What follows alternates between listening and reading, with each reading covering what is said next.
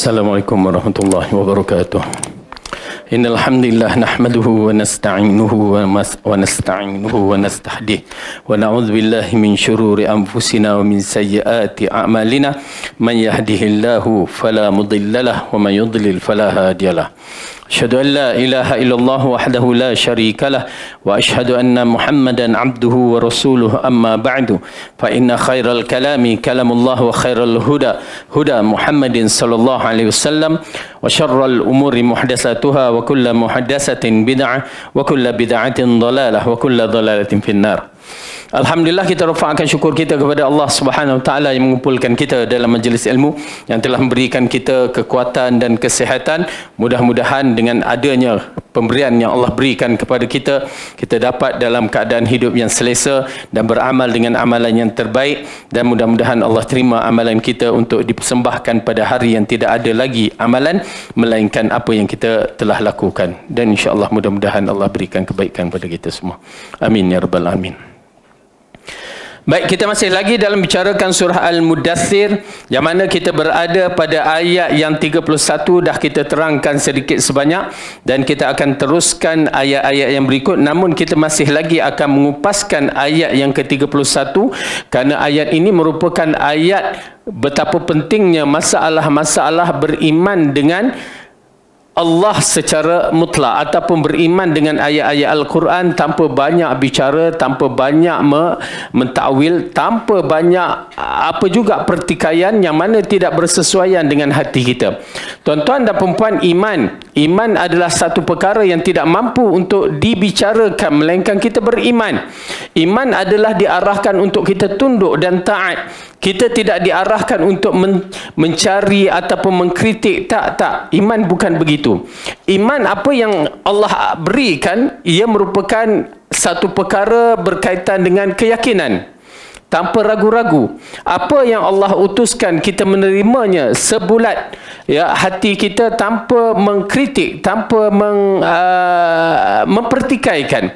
Maka di sini amat penting kita melihat pada ayat yang ke-31 ini, kerana Allah bagikan satu kalimah yang menyebabkan ya hanya bilangan sahaja manusia terbahagi kepada 2-3 kelompok. Ya, subhanallah. Tuan-tuan dan perempuan, alhamdulillah yang telah Allah memberikan petunjuk kepada kita untuk mengikut Al-Quran dan As-Sunnah tanpa banyak bicara. Bersyukur kepada Allah. Dengan rahmatnya kita dapat memahami Al-Quran dan As-Sunnah ya, seperti mana yang dikehendaki oleh Allah dan Rasulnya. Maka di sini ayat ini saya akan bacakan kembali, dan kita lihat bagaimana Allah memisahkan dalam bab Al-Quran, hanya bab nombor sahaja Allah memisahkan kelompok-kelompok manusia. Ya, baik, kita lihat ayat yang ke-31 dalam surah Al-Mudaththir. A'udzu billahi minasy syaithanir rajim. Wa ma ja'alna ashaban nari illa malaikatan wa ma ja'alna iddatahum وَمَا جَعَلْنَا عِدَّتَهُمْ إِلَّا فِتْنَةً لِلَّذِينَ كَفَرُوا لِيَسْتَيْقِنَ الَّذِينَ أُوتُوا الْكِتَابَ وَيَزْدَادَ الَّذِينَ آمَنُوا إِيمَانًا وَلَا يَرْتَابَ الَّذِينَ أُوتُوا الْكِتَابَ وَالْمُؤْمِنُونَ وليقول الذين في قلوبهم مرض والكافرون ماذا أراد الله بهذا مثلا كذلك يضل الله من يشاء ويهدي من يشاء وَمَا يَعْلَمُ جُنُودَ رَبِّكَ إِلَّا هُوَ وَمَا هِيَ إِلَّا ذِكْرَى لِلْبَشَرِ. Dan tidak kami jadikan penjaga neraka itu melainkan dari malaikat.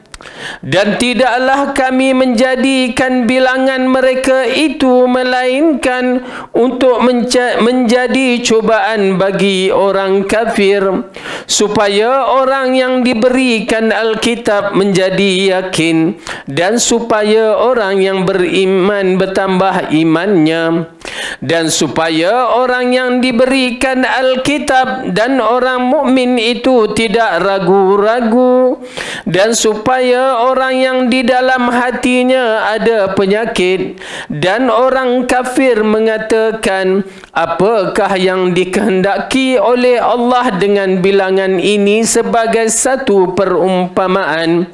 Demikianlah Allah menyesatkan orang-orang yang dikehendakinya dan memberi petunjuk kepada siapa yang dikehendakinya, dan tidak ada yang mengetahui tentera Rabbmu melainkan Dia sendiri.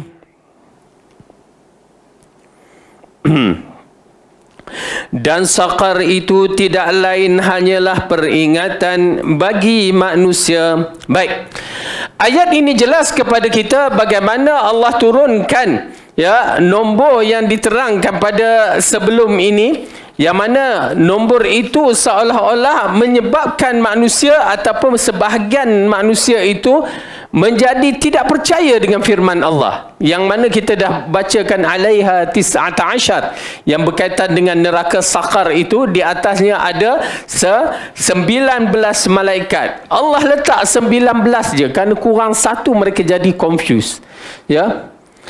Mereka menjadi confused kenapa 19. Begitu juga kenapa nama Allah diberikan 99. Jadi confused sebahagian manusia. Yang seorang tu duk sibuk mencari satu tu, Allah tak nak cakapkan kepada kita. Dia sibuk duk cari yang satu tu. La ilaha illallah. Kenapa tidak diubudiyahkan pengabdian kepada 99 nama Allah itu, diimani mengikut cara yang diarahkan syarak? Bertawassul dengannya, bertakbir ataupun mengagungkan dengan Asmaul Husna dengan cara yang betul. Kenapa? Nampak tak bagaimana Allah nak uji hati-hati manusia, yang mana hati-hati manusia ini terbahagi kepada beberapa bila berlaku dalam bab ini. Pertama, Allah bagikan dalam ayat ini yang paling menarik apabila Allah mengatakan supaya orang yang beriman bertambah imannya, dan supaya orang yang beriman bertambah imannya, dan supaya orang yang diberi Alkitab dan orang mukmin itu tidak ragu-ragu. Alhamdulillah, kita ni beriman kepada kitab Al-Quran seperti mana yang dikehendaki oleh Allah Subhanahu Wa Taala. Kita tidak akan mempertikaikan apa juga yang Allah turunkan. Oleh kerana itu pemukaddimah yang mempertikaikan ayat-ayat Al-Quran, hukum-hukum Al-Quran ini adalah orang-orang yang di dalam hatinya ada masalah sebenarnya. Fi qulubihim maradun fazadahumullahu marada. Dalam hati mereka ada penyakit, maka Allah tambahkan penyakit dalam hatinya. Mereka itu bukan orang kafir. Mereka itu orang yang mengaku dirinya Islam juga, tetapi tidak boleh nak menerima, tidak boleh nak menerima apa yang Allah turun yang rasanya bercanggah dengan akal fikiran mereka. Dia rasakan Islam tu perasaan dia, agama ni, wahyu Allah ni ikut perasaan dia, rasa dia. Tak boleh. Kerana Allah dah mengatakan hanya pada 19 kali, yakni malaikat yang diletakkan sebagai penjaga neraka sakar itu membahagikan orang yang beriman bertambah imannya. Ahli kitab membenarkan, yang mana ahli kitab yang beriman dengan cara yang betul membenarkan juga. Yang muncul adalah orang-orang yang di dalam hatinya bermasalah, yang mana Allah mengatakan, dan orang-orang mukmin itu tidak ragu-ragu, dan supaya orang yang di dalam hatinya ada penyakit, yakni kategori orang yang berpenyakit, di antaranya orang munafik, di antaranya orang yang jahil ni, di antaranya orang-orang yang mengaku Islam tetapi memang ada sakit dalam hati dia, yang tak reti hukum hakam, nak bercakap tentang hukum hakam, tak reti agama Islam, nak bercakap dia sebagai seorang yang Islam, tak reti apa-apa, nak katakan I'm sister in Islam, cewa konon, tak reti tapi nak bicara tentang agama, lepas tu dah pening, ya, mentakwil agama mengikut akal fikiran. Okey. Dan orang-orang yang kafir mengatakan, nampak tak? Orang kafir ni dan orang yang bermasalah pada hatinya, apakah yang dikehendaki oleh Allah dengan bilangan ini sebagai satu perumpamaan? Bilangan je. Kenapa kita tidak beriman terus? Masalah Allah letak, Allah buat apa yang dikehendakinya. Oleh kerana itu orang yang beriman terus, bila dia menyerahkan bulat-bulat, iman dia bertambah, keyakinan dia kepada Allah bertambah. Tetapi orang yang bermasalah pada hatinya, itu yang terlari. Dan orang kafir memang terlarilah kalau orang kafir.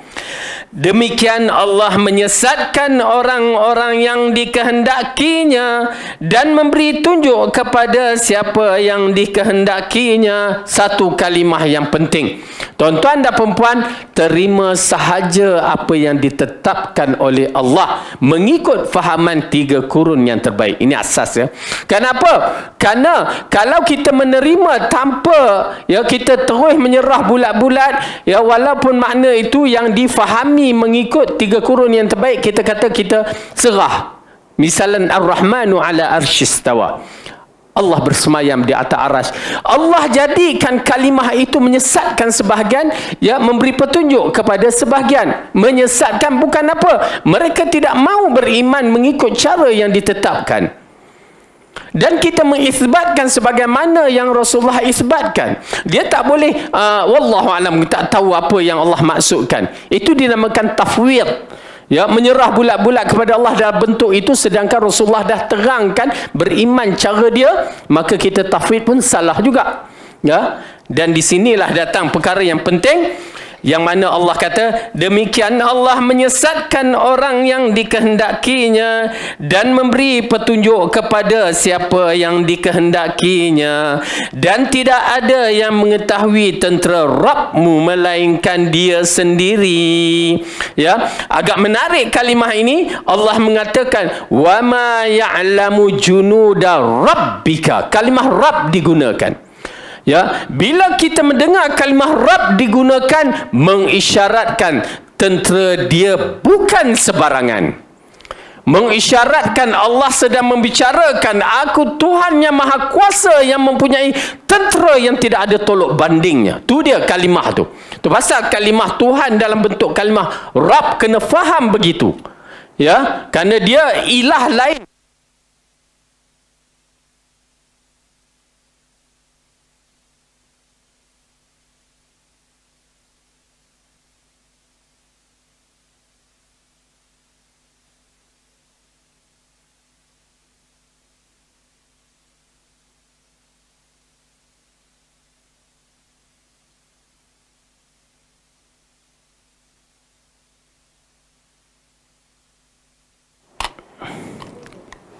Baik. Jadi tuan-tuan dan puan-puan dirahmati oleh Allah Subhanahu wa taala. Apabila Allah mengatakan wa ma ya'lamu junuda rabbika illahu, tidak ada siapa yang mengetahui tentera Allah. Yang mana bila kita membicarakan tentera Allah, semua alam semesta ini adalah tentera Allah kalau ikutkan. Para malaikat tentera Allah, ya, binatang-binatang tentera Allah, lautan tentera Allah, semua sekali, yang mana kita menyaksikan kaum-kaum terdahulu hancur disebabkan tentera Allah, ya. Allah lakukannya melalui tentera-tenteranya. Dan Allah mengatakan wa ma ya'lamu junuda rabbika illahu wa ma hiya illa dzikra lil bashar. Dan tidak ada yang mengetahui tentang Rabbmu melainkan dia sendiri. Dan Saqar itu tidak lain hanyalah peringatan kepada bagi manusia. Tuan-tuan dan perempuan, apabila Allah menerangkan dalam bab ini, Ibnu Katsir mengatakan hanya Allah yang mengetahui bala tenteranya. Dalam hadis Isra yang diriwayatkan secara sahih as-sahihain, ya, dalam sahihain, dua sahih itu muttafaqun alaih, Bukhari dan Muslim, dan lainnya disebutkan bahawa Rasulullah sallallahu alaihi wasallam menyifati Baitul Ma'mur yang berada di langit ketujuh. Baginda bersabda, fa idza huwa yadkhuluhu fi kulli yawmin 70,000 malakin la ya'uduna ilaihi akhira ma alaihim. Maksudnya, ternyata ia Baitul Ma'mur, ya, yang dikaitkan macam kita Baitullah. Di sana para malaikat akan masuk ke Baitul Ma'mur, di mana malaikat yang memasuki Baitul Ma'mur itu sebanyak 70,000. Okey? Malaikat setiap hari. Yang sudah keluar darinya tidak akan pernah masuk lagi kepadanya. Bayangkan tiap-tiap hari dia masuk. Ya, tiap-tiap hari yang dia masuk, dan bila dia keluar dia tak masuk lagi, masuk yang lain 70,000 lagi. Berarti berapa banyak, berapa tahun kita berada, berjuta tahun, berarti punya banyaknya tentera Allah, ya, malaikat-malaikat ni hanya Allah yang mengetahui. Ya, subhanallah, ini di antara makhluk yang hebat. Lalu Allah mengatakan, wa ma hiya illa dzikra lil bashar, dan saqar itu tidak lain hanyalah peringatan kepada manusia. Ya, Mujahid dalamnya berkata, kata ganti hiya merujukkan kepada neraka saqar, yakni hanyalah peringatan bagi manusia. Tuan-tuan dan puan-puan, bila kita membicarakan neraka, fasta'izu billahi min azabin nar, minta perlindungan Allah dari azab neraka. Jangan biarkan neraka tu kita dengar, okey, tak ada apa-apa. Jangan. Mesti detikkan perasaan kita ada rasa takut.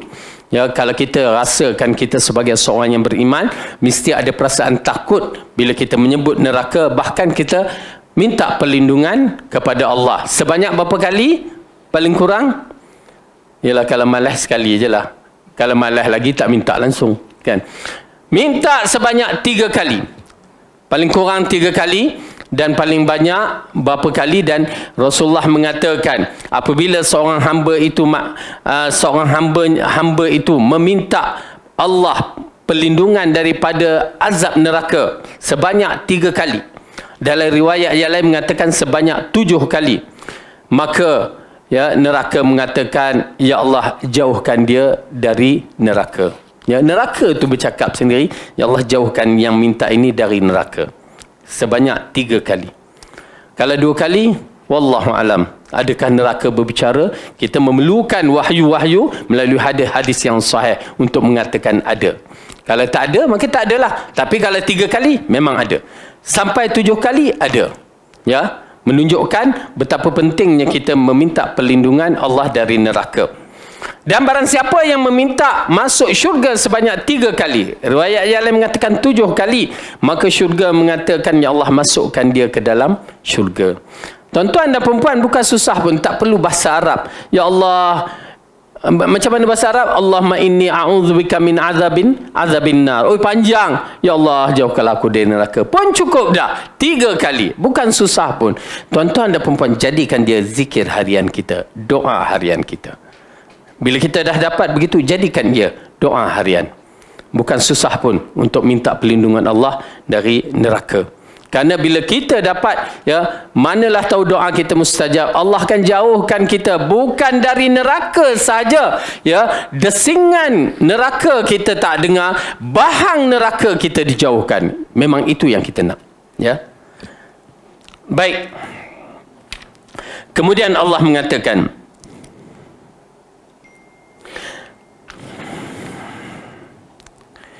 kalla wal qamar wal layli idh adbar was subhi idha asfar innaha la ihdal kubar nadhiran lil bashar liman syaa'a minkum an yataqaddama aw yata'akhkhar. Sekali-kali tidak demi bulan dan malam ketika telah berlalu dan subuh apabila mulai terang. Sesungguhnya sakar itu adalah salah satu bencana yang amat besar sebagai ancaman bagi manusia, iaitu bagi siapa di antaramu yang berkehendak akan maju ataupun mundur. Baik. Kemudian Allah berfirman, Ibnu Katsir mengatakan, kemudian Allah berfirman, sekali-kali tidak, demi bulan dan malam ketika telah berlalu, yakni yang telah lewat, was-subhi idza asfar, dan subuh apabila mulai terang, yakni mulai terbit. Sesungguhnya innaha la ihdal kubar, sesungguhnya sakar itu adalah salah satu bencana yang amat besar. Dhamir kata ganti pada innaha merujukkan kepada neraka sakar. Demikianlah pendapat Ibnu Abbas, Mujahid, Qatadah dan Dahaq dan beberapa ulama salaf. Okey, dalam ayat ini menceritakan ya, apabila Allah bersumpah dengan kalimah wal kalla wal qamar wal laili idh adbar was-subhi idza asfar, ya, kalimah ini semua adalah kalimah sumpah. Bila Allah bersumpahkan dengan nama makhluk, dan Allah bersifat bersumpah dengan nama apa yang dikehendakinya, kerana dia pencipta. Jangan kita memikirkan kenapa Allah bersumpah. Tetapi ulama tafsir membahaskan, bila Allah bersumpah atas nama makhluk, ya, seperti yang kita lihat dalam ayat ini, maka dia mempunyai maklumat yang besar. Ada perkara yang nak diceritakan ataupun ada perkara yang perlu dibuat research, penyelidikan. Ya, wattini wazzaitun wadduha wassama'i wattariq. Semua itu adalah kalimah sumpah yang perlu diambil perhatian. Ya. Baik. Jadi oleh kerana itu bila Allah bersumpah atas nama kalla wal qamar, ya, bulan, al-qamar, badarul lail, ya, bulan yang berkembang. Kalau bulan tak berkembang dinamakan apa? Bulan sabit, dinamakan hilal. Ya, hilal. Okey. Qamar, bulan purnama, Qamaruddin, ya. Itu nama orang lah kan. Ya, bulan purnama, yakni agama yang apa yang nak sebut? Ya. Bulan agama kan. Ya, bersinar seperti bulan purnama tu Qamaruddin. Ya, dia tak ada Hilaluddin ada. Wallahu alam. Bulan sabit tu. Ala kulli hal, tak apa. Kemudian Allah mengatakan lagi dalam ayat ini sebagai peringatan kepada kita. Ya, setelah diceritakan tentang kedudukan ayat tersebut, bagaimana kedudukan sakar, dan juga ambil perhatian terhadap perkara-perkara yang diceritakan ini. Ya. Sebentar.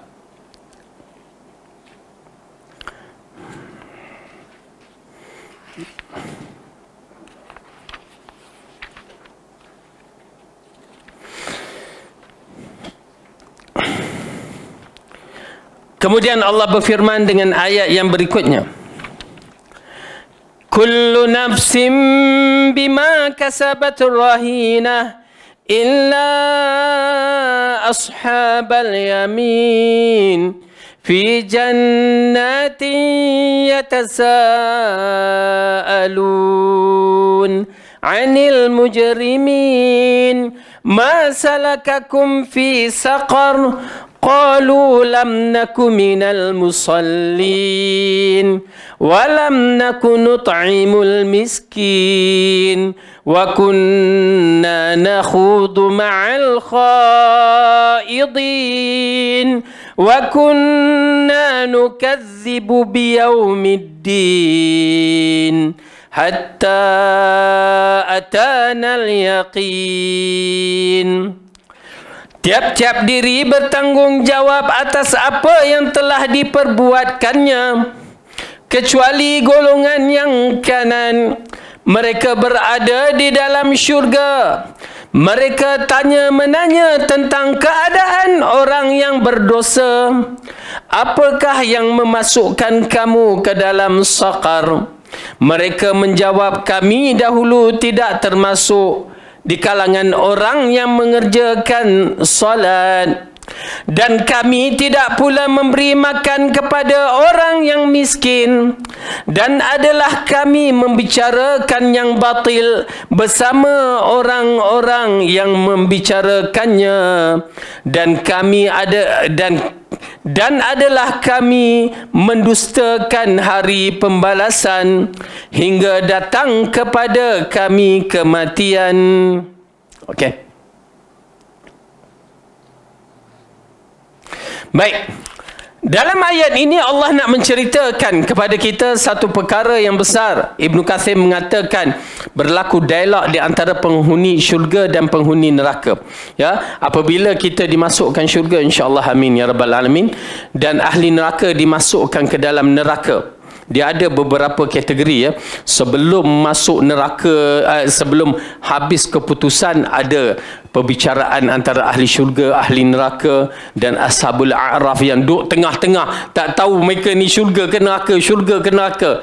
Tengok ahli syurga, mereka bersemangat, alangkah seronoknya jika kita dapat masuk ke sana. Tengok ahli neraka, rasa kecut. Ya, dia minta lindung Allah, jauhkan mereka dari neraka. Begitu ashabul a'raf. Ashabul a'raf ni kesudahannya ahli syurga.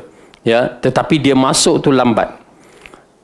Nauzubillah, kita minta jangan. Ya, kita nak terus menjadi ahli syurga. Dan sewaktu itu mereka meminta, ya, mereka mendengar ahli neraka yang dah masuk syurga dan masuk neraka. Mereka mendengar beberapa perkataan dan berlaku pertanyaan, berlaku beberapa perkara yang berlaku. Tetapi itu persoalan ghaib yang mana kita hanya mampu untuk beriman sahaja. Di antara perkataan, ya, yang kita lihat dalam bab ini, yang pertama kita tengok ayat dalam surah Al-A'raf. Surah yang ke-7.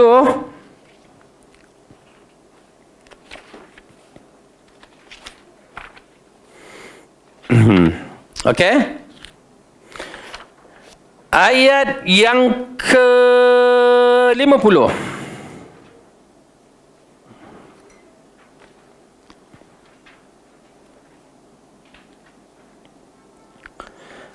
A'udzu billahi minasy syaithanir rajim. ونادى أصحاب النار أصحاب الجنة أن أفيضوا علينا من الماء أو مما رزقكم الله قالوا إن الله حرمهما على الكافرين. Dan penghuni neraka menyeru penghuni syurga, limpahkanlah kepada kami sedikit air atau makanan yang telah direzekikan Allah kepadamu. Mereka penghuni syurga menjawab, sesungguhnya Allah telah mengharamkan keduanya itu ke atas orang-orang yang kafir. Nampak? Berlaku, ya, sembang menyembang di antara ahli syurga dengan ahli neraka. Ya, berlaku di sana. Setelah ahli neraka diseksa, diazab, ya, maka dia mengharapkan minuman. Sikit je, nak banyak? Tak, sikit je. Dan juga makanan. Nak banyak? Tak, sikit je. Kenapa? Ingat ya, siapa yang meminum minuman ahli syurga, dia tidak akan dahaga untuk selama-lamanya. Siapa yang memakan makanan ahli syurga, dia tidak akan lapar untuk selama-lamanya. Oleh kerana itu mereka dalam neraka memerlukan sikit je. Bila dapat minum tu dah, mereka tak kisah kamu azab, aku dah tak dahaga dah. Dah aku dah tak lapar. Itu yang mereka harapkan. Tetapi ahli syurga mengatakan apa? Sesungguhnya Allah telah mengharamkan makan dan minum, ya, kepada ahli orang yang kafir. Tu dia. Di sini mereka hidup mewah. Yang orang kafir mewah semewah-mewahnya. Tetapi di akhirat mereka dalam keadaan hina dina. Itu antara ahli syurga dengan ahli neraka. Itu belum lagi ahli neraka dengan ahli neraka bergaduh sama sendiri. Ya, pelik kan? Di dunia ni bergaduh, bawa ke dalam akhirat bergaduh lagi. Dalam neraka pula tu. Ya. Bahkan di antara pemimpin dengan pengikut bergaduh. Ya, aku ngundi kamu, aku masuk neraka juga kan. Ya, nak buat macam mana? Kamu salah. Dan pemimpin waktu itu melepaskan diri. Kalau syaitan pun boleh melepaskan diri, okey, kita tengok di dalam surah Ibrahim. Cuba buka surah Ibrahim.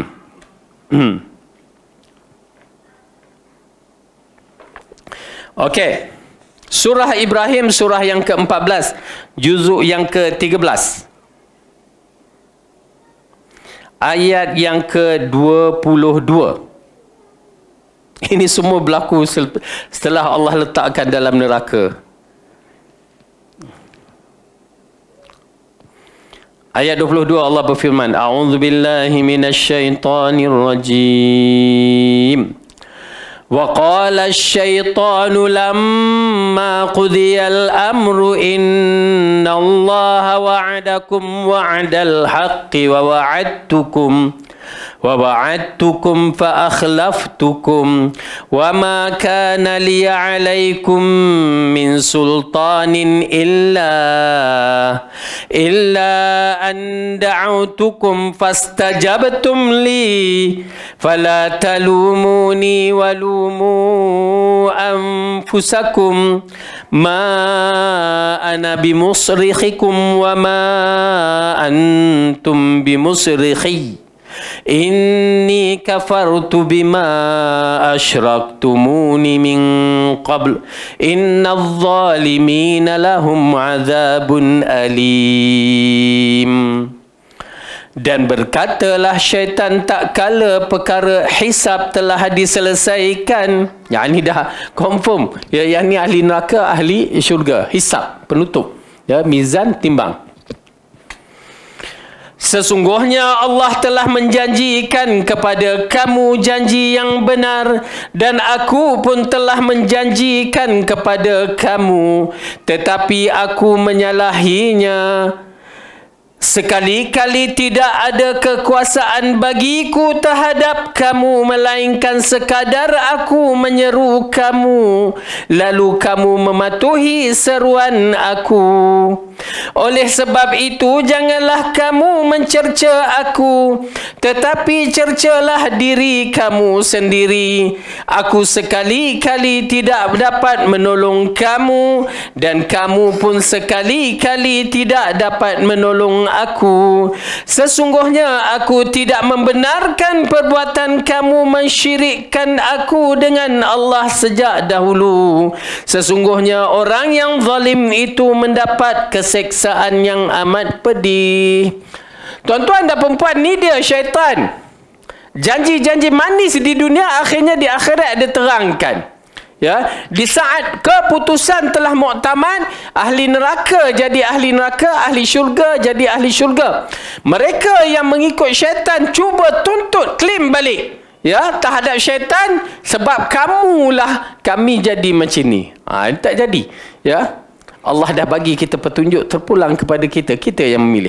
Tapi kita cuba, manusia ni cuba juga nak menyalahkan orang lain demi nak menyelamatkan diri dia, maka syaitan pun mengisytiharkan. Apa dia isytiharkan? Berkatalah syaitan, sesungguhnya Allah telah menjanjikan kamu janji yang benar dan aku pun janji kat kamu.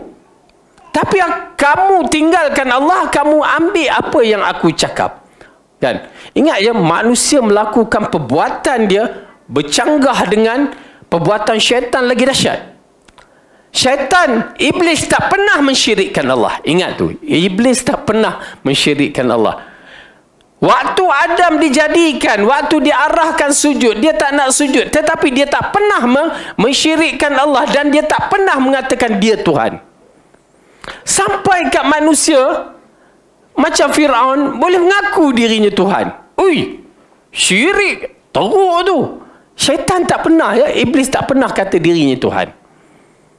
Dan dia tak pernah menyembah selain daripada Allah. Cuma dia derhaka kepada Allah disebabkan dia ambil sifat takabur tu. Aba wastakbara. Aba, kerana tak mau sujud kepada Adam, dia rasa sombong. Sombong itu, ya, yang dikatakan takabur. Apabila datang kebenaran, dia tak boleh nak terima. Itulah takabur. Bila datang Quran dan Sunnah, dia tak boleh nak terima. Takabur. Bila datang dalil daripada 3 kurun terbaik, dia tak boleh terima. Takabur. Walaupun apa nama dia, walaupun dia nak tunjuk dia tu pakar Asy'ariyah ke apa ke, bila datang qaul Allah dan Rasul, dia ada ingkar, dia takaburlah itu. Maka jangan ambil dia sebagai guru kita ataupun pembantu kita. Berbahaya. Ya. Sebiji seperti iblis. Okey. Namun dalam ayat ini mengisyaratkan golongan-golongan ini muncul dalam keadaan yang mana mereka itu lebih teruk daripada iblis. Lalu iblis mengisytiharkan apa dia? Ayat tadi iblis mengatakan, aku sekali-kali tidak dapat menolong kamu dan kamu pun sekali-kali tidak dapat menolong aku. Sesungguhnya aku tidak membenarkan perbuatan kamu mempersekutukan aku dengan Allah sejak dahulu. Sesungguhnya orang yang zalim itu mendapat keseksaan yang amat pedih. Kesan dia, sudahnya. Habis. Ya tuan-tuan dan perempuan, ini dunia amal kita. Maka betulkan akidah kita. Kalau boleh kita tak nak ada rintangan-rintangan dalam perjalanan kita menuju ke syurga. Ya, tak nak. Kalau tara kita nak datang ke Baitul Salam pun tak nak rintangan yang lalu jalan jam lah apa kan. Ini kan pula untuk bertemu Allah di syurga sana. Minta kalau boleh Allah segerakan kita semua. Amin ya rabbal alamin. Amin, kena aminkan. Ya, baik. Okey, dalam ayat ini apabila Allah menceritakan kepada golongan yang mana dalam ayat 38 ni, ya, tiap-tiap diri bertanggungjawab atas apa yang telah diperbuatkan perbuatannya, yakni orang-orang yang telah ditaklifkan. Siapa dia? Baligh. Kanak-kanak bila dah baligh, dia ditaklifkan. Bukan salah mak ayah kalau dia buat tak betul. Bila umur baligh, itu masing-masing ya kena ajar pada anak-anak dia. Ya, bagi perempuan ada umurnya, tetapi kebiasaannya bermula 9 tahun dah mula baligh. Itu pasal Aisyah berkahwin dengan Rasulullah umur 9 tahun. Ya, dan Rasulullah mengatakan 10 tahun tu dah boleh kena pisahkan antara anak lelaki dan anak perempuan tempat tidur. Dan juga mak bapak tidak boleh tidur dah dengan anak lelaki ataupun perempuan. Yang mana pada umur yang begitu. Kalau tidur sekali-sekala rindu ke apa, itu lain cerita. Ya, tetapi nak tidur tiap-tiap hari dengan mak ayah dalam keadaan umur yang begitu dah tak boleh, kena pisahkan. Ini mengisyaratkan ya, wahyu yang Rasulullah dapat itu bukan sebarangan. Anak wanita dalam umur 9 tahun tu dah mula ya mature di kematangan dia berlaku. Anak lelaki berapa? Wallahu a'lam juga. Di zaman-zaman sekarang ni fitnah ya, mungkin dia balik dengan dia buat sendiri, ataupun kita menyaksikan di antara sahabat apa dia, seperti Sa'ad ibn Abi Waqqas, dia berkahwin umur 11 tahun. Berarti umur 11 tu dah mula matang, dah mula balik. Maka dosa pada dia jika dia tak ada pendirian yang betul dalam beragama. Berat tu ya. 11 tahun. Ni dah berapa umur? Adik? 10. Selamat, doa. Amin. Selamat aku pergi. Ingat ya, kita nampak benda ni tak ada apa-apa. Tetapi dalam peristiwa pelanggaran Bani Quraizah, kalau tak salah Bani Quraizah terhadap perjanjian mereka dengan Rasulullah dalam peperangan Khandaq, ya, apabila Sa'ad ibn Mu'az mengeluarkan hukum, mereka tak nak, melainkan Sa'ad je yang boleh memberikan hukuman. Rasulullah nak hukum, mereka tak nak. Mereka kata Sa'ad, dia ingat mereka tu kawan dengan Sa'ad, Sa'ad boleh bertolak ansur. Lalu Sa'ad mengatakan, semua harta mereka dirampas, wanita dan kanak-kanak menjadi tawanan, semua orang yang baligh dihukum bunuh. Macam tu ya. Sampaikan nak tahu budak itu dah baligh ke tidak, maaf saya katakan, terpaksa dilihat sudah tumbuh rambut ke tidak. Macam itu sekali. Berarti nak mengisyaratkan bila budak tu dah baligh, bertanggungjawab dia dah matang untuk berfikir, ya, maka dia akan dipertanggungjawab depan Allah apa yang dilakukan apabila dia telah baligh. Tapi itulah, bila kita tengok anak-anak kita ni, ya, umur 20 pun rasa macam tak baligh lagi. Ya, macam budak kecil je lagi, duk sibuk main game. Kan? Itu bukan budak je, mak budak main game, pak budak pun. Ya. Tapi nak ceritakan kematangan tu dah ada dalam usia yang begitu. Na'udzubillah. Minta Allah beri petunjuk pada kaum keluarga kita. Okey.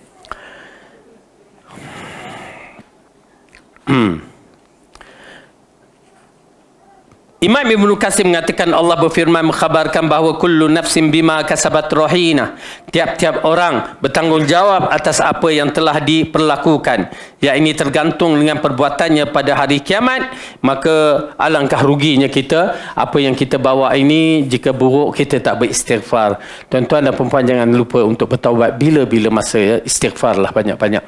Kerana kita tak tahu mana dosa-dosa kita tu, ya, takut dia membawa kita ke dalam neraka. Kemudian Allah mengatakan illa ashabil yamin, kecuali golongan kanan, kerana sesungguhnya mereka fi jannatin yatasaalun anil mujrimin, berada di dalam syurga sambil mereka tanya-menanya tentang keadaan orang yang berdosa. Subhanallah, ya, ahli syurga ni santai, tapi dalam santai mereka tu, gembira mereka tu, mereka tertanya-tanya tentang siapa? Orang mujrimin di kalangan mereka kenali. Ada di kalangan mereka yang mereka kenali tapi dah menjadi ahli neraka. Macam kita hidup di dunia. Yang paling senang kita tahu itu orang Islam, orang kafir. Itu orang Islam, Islam pun terbahagi bagai-bagai. Semua tu akan kita menyaksikan. Ya, kalau kita sendiri orang yang beriman, jaga iman kita.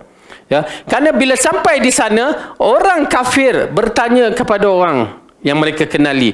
Orang yang kenali bertanya kepada orang yang rapat dengan dia tetapi tempat yang berbeza. Ahli syurga, ahli neraka. Contohnya, buka surah Al-Hadid. Kita akan menyaksikan contoh bagaimana di saat-saat, tetapi itu belum lagi masuk syurga. Ya, saat-saat golongan ni kenal lagi. Ya, kenal. Surah Al-Hadid.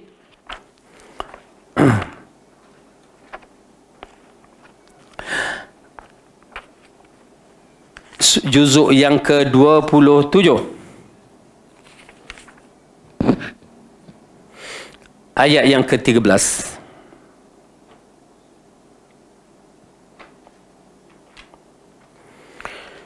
Yauma yaqulul munafiquna wal munafiqatu lilladzina amanu unzuruna naqtabis min nurikum qila irji'u wara'akum faltamisu nura faduriba bainahum bisurin lahu babun batinuhu fihi rahmah wa zahiruhu min qibalihil azab. Pada hari ketika orang-orang munafik dan perempuan munafik berkata kepada orang yang beriman, tunggulah kami supaya kami dapat mengambil sebahagian dari cahayamu. Dikatakan kepada mereka, kembalilah kamu ke belakang dan carilah sendiri cahaya untukmu. Lalu diadakan antara mereka dinding-dinding yang mempunyai pintu. Di sebelah dalamnya ada rahmat dan di sebelah luarnya dari situ ada seksa. Okey, ini di saat sebelum berlepas melalui titian sirat berlaku. Dipisahkan orang mukmin dengan orang munafik. Mereka kenal. Lihat ayat tu. Ayat berikutnya. Yunadunahum alam nakum ma'akum qalu bala walakinnakum fatantum anfusakum wa tarabbastum wartabtum wa gharratkumul amaniyyu hatta jaa amrullah wa gharrakum billahil gharur. Orang-orang munafik itu memanggil mereka orang-orang mukmin seraya berkata, bukankah kita dahulu bersama-sama yakni kami bersama dengan kamu. Mereka menjawab, benar, tetapi kamu mencelakakan dirimu sendiri dan menunggu kehancuran kami, dan kamu ragu-ragu serta ditipu oleh angan-angan kosong, sehingga datanglah ketetapan Allah dan kamu telah ditipu terhadap Allah oleh syaitan yang amat penipu. Nampak tak? Berlaku percakapan antara dua yang dikenali. Tapi ini memang bila kita hayati balik ayat ini yang berkaitan dengan orang munafik ini, memang mereka dah excited sangat bahawa mereka ahli syurga. Allah biarkan itu disebabkan apa? Yukhadi'un Allah, mereka menipu Allah. Ya, Allah kata apa? Yukhadi'un Allah wallahu yahdi'uhum. Allah yang menipukan mereka.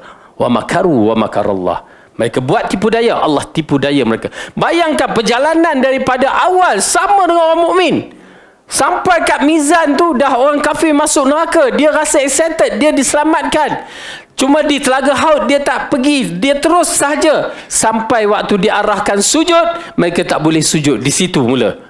Ya, tapi mereka masih excited lagi sampai di perhentian untuk masuk syurga, kerana malaikat telah memanggil, nun di sana syurga. Siapa yang tak nak? Dalam perjalanan itu dah penuh liku-liku yang dihadapinya, tiba-tiba dibagi tahu syurga di sana.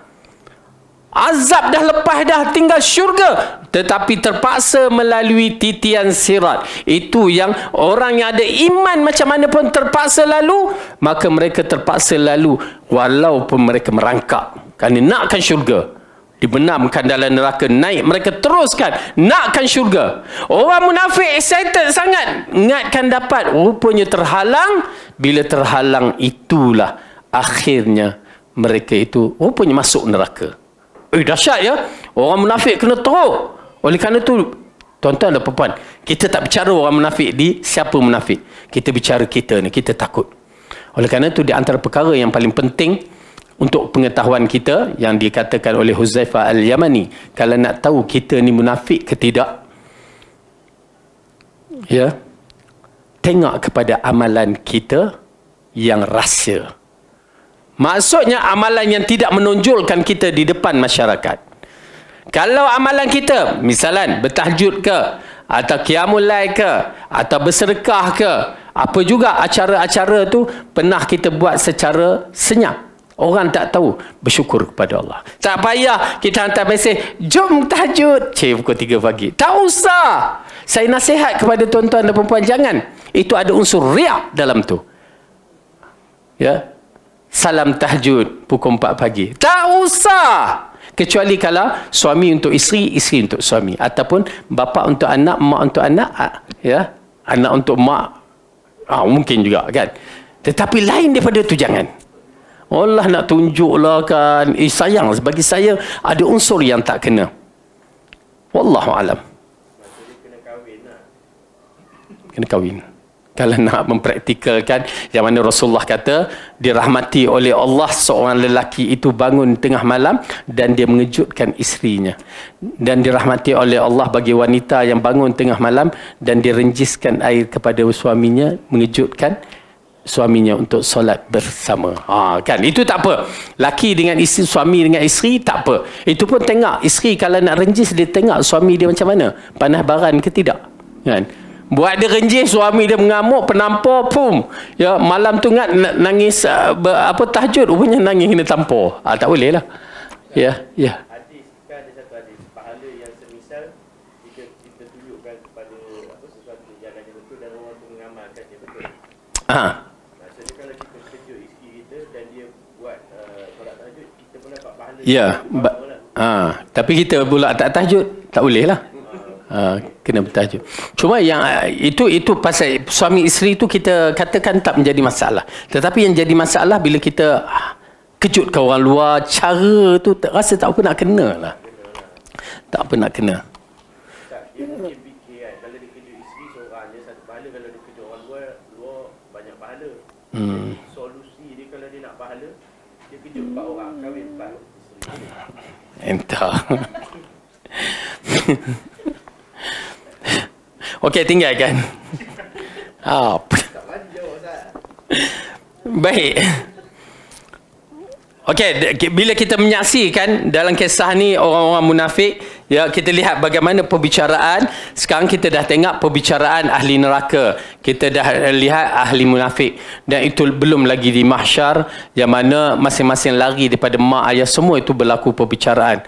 Tuan-tuan dan puan-puan, ingat ya, bermulanya kita tang mana? Rupanya waktu kita alam nazak tu dah menentukan kita ni ahli syurga atau neraka. Tapi itu hanya Allah yang mengetahui. Ya, kita tak ketahui waktu hidup ni, tak tahu, tapi waktu kita nak mati nanti kita akan tahu. Ya, oleh kerana itu persiapkan. Biar kita menjijakkan di alam kubur tu. Itu pasal saya katakan kalimah tauhid adalah kalimah yang penting. Ya, dalam soalan tu kalau kita jawab tak betul, lulus ke? Soalan SPM, budak tengah sibuk SPM sekarang ni kan. Kalau jawab tak bertepatan, tak lulus. Ya.